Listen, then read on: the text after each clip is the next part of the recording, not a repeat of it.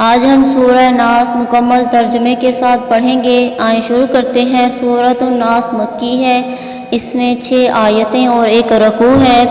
بسم اللہ الرحمن الرحیم۔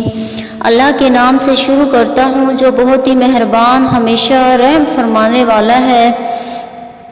قل اعوذ برب الناس مالک الناس قل اعوذ برب الناس قل اعوذ برب الناس مالک الناس مالک الناس۔